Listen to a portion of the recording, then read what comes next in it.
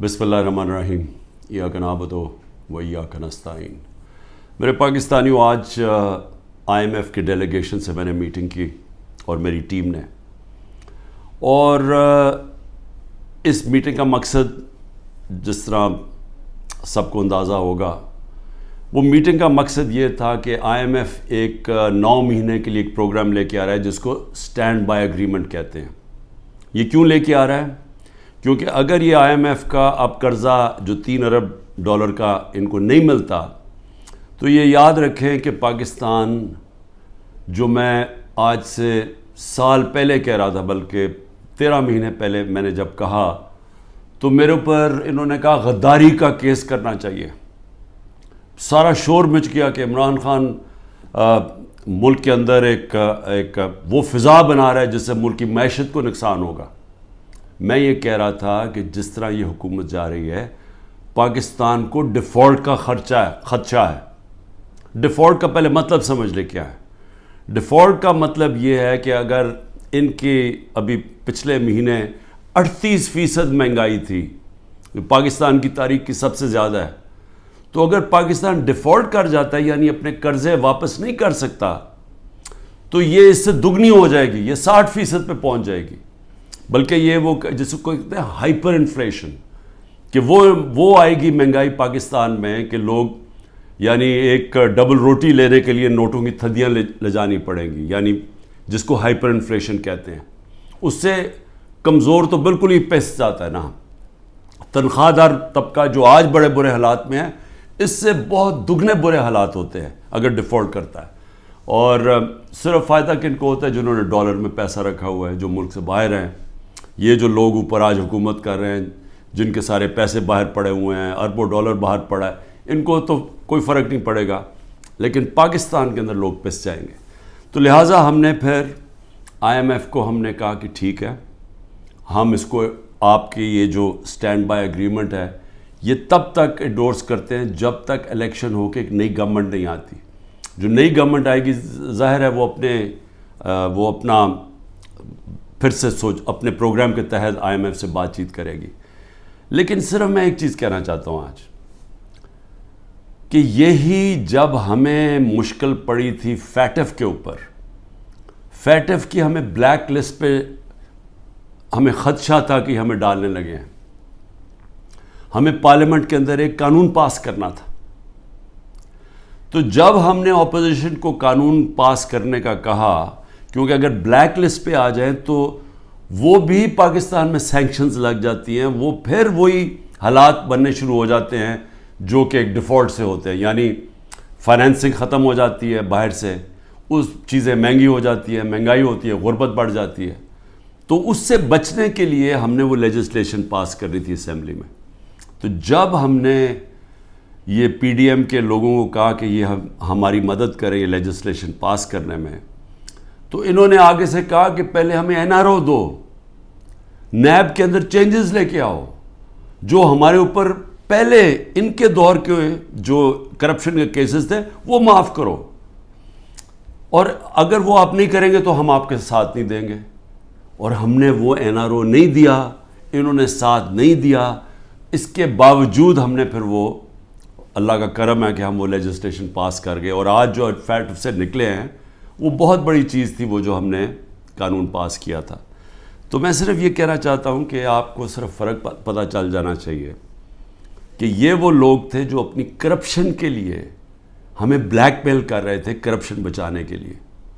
आज ये हालात हैं जब हम इनकी मदद कर रहे हैं, क्योंकि हम IMF को क्यों चाहिए कि हमारी मदद क्यों चाहिए? उन्हें पता है कि आगे केयरटेकर गवर्नमेंट आ रही है, इलेक्शन जब आएंगे केयरटेकर गवर्नमेंट ये नहीं कर सकती, तो उनको चाहिए कि सारी पार्टीज़ का कंसेंसस चाहिए। हम सिर्फ मदद पाकिस्तान के लिए कर रहे हैं, जबकि 10,000 हमारे कारकुन जेलों में हैं। आज जो हमारी इकोनॉमिक टीम थी वो सारी अंडरग्राउंड है, उनको इकट्ठा किया, जूम के ऊपर लिया। मेरे ऊपर 180 केसेस बन चुके हैं। सारी सीनियर लीडरशिप की या अंदर है केसेस हैं, और जो बाहर निकलती हैं तो उनको कहते हैं कि जी पहले का पार्टी छोड़ोगे, नहीं तो हम आपको अंदर रखेंगे। जो हमारे लीडरशिप जेल में है उनके ऊपर इंतहा किस्म का پریشر ڈالا جا رہا ہے. جو بھی گلگت بلتستان کے اندر جو ڈرامہ کیا گیا ہے, آپ یہ سوچیں کہ جو ممبرز کے اوپر انہوں نے پریشر ڈالا, ہمارے پاس تو نمبر پورے تھے, پہلے پارلیمنٹ کے اندر گھسنے نہیں دیا, اب اس کے بعد ایک ایک ممبر کے اوپر پریشر ڈالا ہے, وہی کرنے جا رہے ہیں جو کہ انہوں نے آزاد کشمیر میں کیا تھا. تو ایک طرف تو یہ ہو رہا ہے, اور اس کے باوجود ہم آج کیونکہ ہمارے ملک کو نقصان نہ ہو, ہم نے یہ فیصلہ کیا ہے کہ ہم اس اسٹینڈ بائی ایگریمنٹ کو بیکنگ دیتے ہیں تب تک جب تک الیکشن نہیں ہوتی. اب اس میں دو اور چیزیں تھیں. میں نے آئی ایم ایف کے جو امریکہ سے جو ہیڈ تھے, ان سے جو میں بات کر رہا تھا, ان کو میں نے ایک چیز سمجھائی کہ میں نے کہا جب تک اس ملک میں پولیٹیکل سٹیبلٹی نہیں آتی, سیاسی استحکام نہیں آتا, تو یہ جس طرح یہ ملک چل رہا ہے, یہ اب تھوڑی دیر اگر آپ 3 ارب دے بھی دیں گے اور 3 ارب ڈالر کے دینے میں تھوڑے سے اور ڈالرز بھی 5-6 ارب ڈالر اور بھی آ جائیں گے, تو یہ تو کینسر کا علاج ڈسپلن سے ہو رہا ہے. جو کینسر ہے وہ پھیلتی جا رہی ہے, اور کینسر کیا ہے کہ ملک میں سیاسی استحکام ہی نہیں ہے. اور وہ کیوں نہیں ہے؟ کیونکہ یہ سب پارٹیز نے مل کے اور ساتھ اسٹیبلشمنٹ, کیونکہ تحریک انصاف اقتدار میں نہ آئے,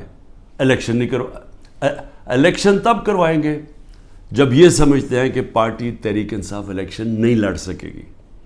جب ان کو اوپر اتنا دباؤ ڈالیں گے, اس کو اس طرح کرش کریں گے کہ جب وہ بالکل الیکشن نہیں لڑ سکے گی تب الیکشن کروائیں گے.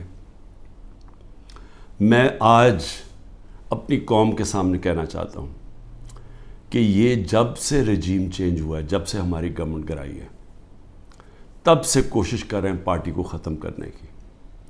اور کوئی ان کو جو سب اوپر پاور میں بیٹھ کے تحریک انصاف کو ختم کرنے کی کوشش کر رہے ہیں, ان کو کوئی ملک کی فکر نہیں ہے. انہوں نے جو پاکستان کی معیشت سے کیا, میں آپ کو پھر کہتا ہوں دشمن بھی نہ کریں. میڈیا کنٹرول کر لیا ہے, ایک کنٹرول میڈیا ایک بات کرتا جا رہا ہے کہ جو ہو یہ تو پیچھے سے یہ تحریک انصاف کی وجہ سے ساری مشکلات آئی ہیں. پھر سے میں کہتا ہوں کہ ہر سال شائع ہوتا ہے اکنامک سروے آف پاکستان.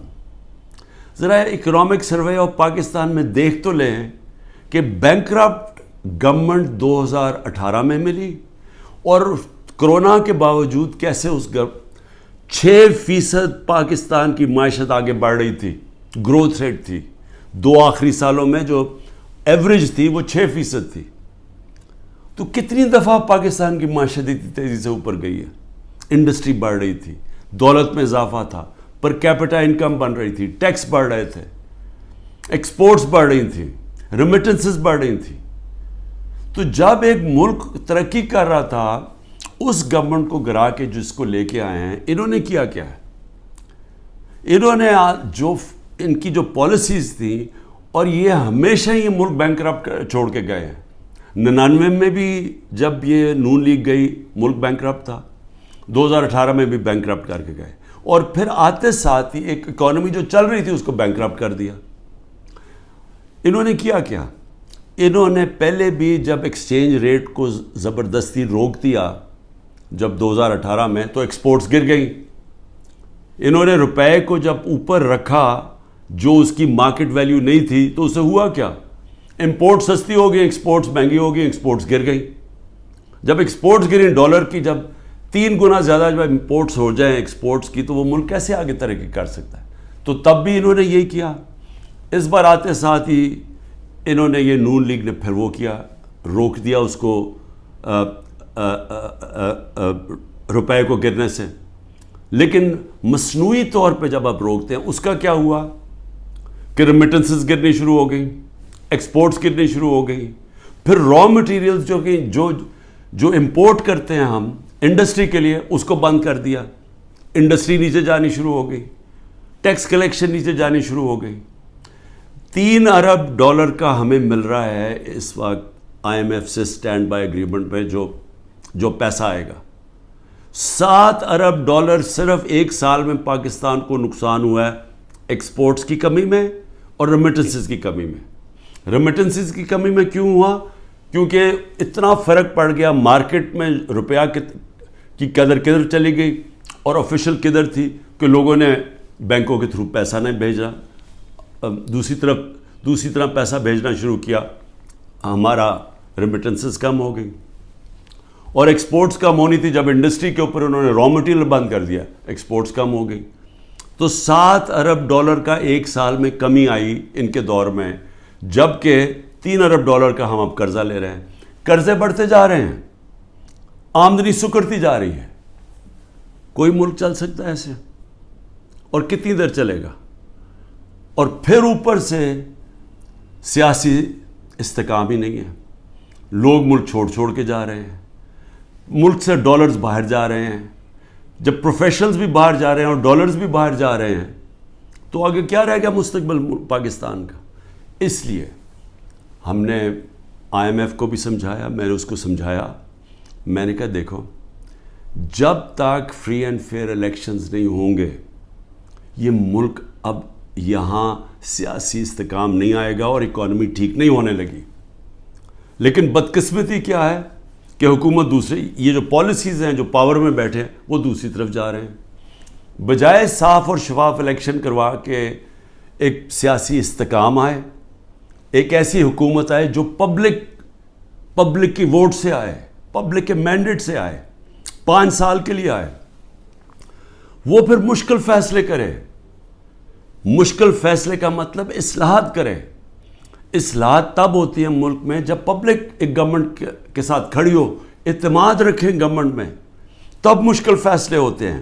جب وہ گورنمنٹ ان کو کہے کہ یہ ہم اس ملک میں سرجری کر رہے ہیں، یہ ہم اصلاحات کر رہے ہیں، آپ کو شروع میں تکلیف ہوگی لیکن بعد میں آپ کے حالات بہتر ہو جائیں گے. لیکن وہ گورنمنٹ کر سکتی ہے جس کو پبلک اس پہ اعتماد رکھے.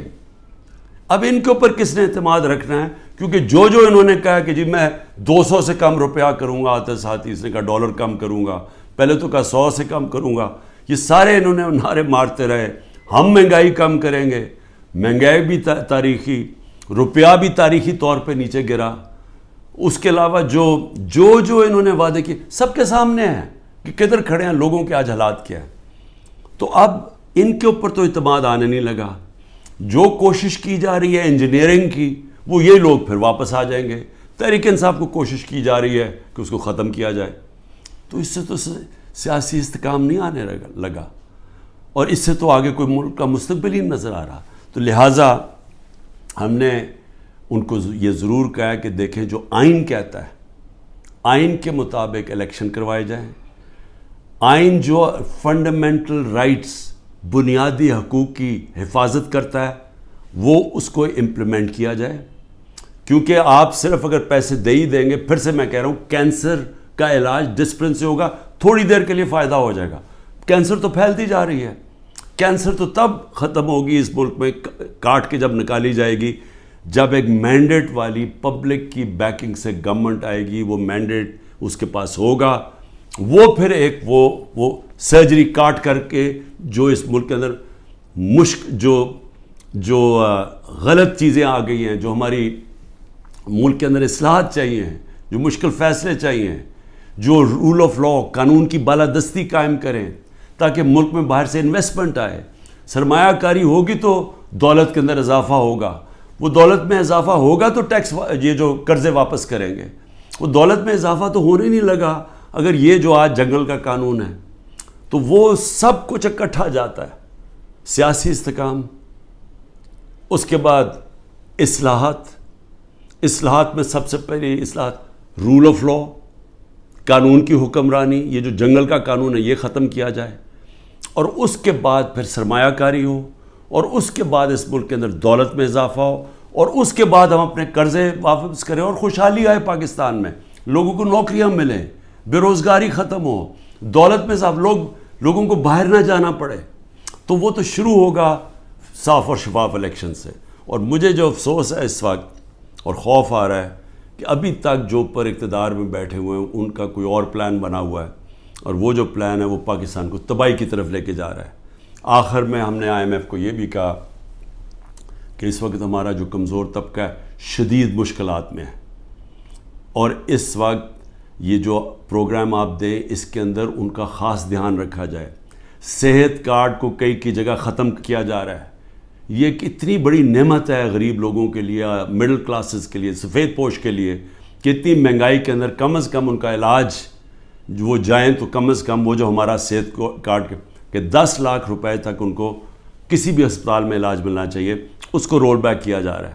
اور دوسری چیز ٹارگٹ سبسڈی جو ہم لانے لگے تھے, کہ بجائے آپ سبسڈائز ایسے کریں کہ پٹرول وہ عمران خان بھی اتنی قیمت کا خریدے اور ایک بیچارہ غریب آدمی بھی اتنے خریدے یا رکشہ والا بھی, ایسا نہیں ہونا چاہیے. ٹارگٹ سبسڈی ہونی چاہیے, جو ہمارا پلان بنا ہوا تھا اور ہم پوری تیار کیا ہوا تھا کہ ہر طبقے کے لیے جو نچلا طبقہ ہے اس کی حفاظت کی جائے, اور جو پیسے والے لوگ ہیں وہ اتنا جو پیسے دے سکتے ہیں وہ پوری قیمت دیں.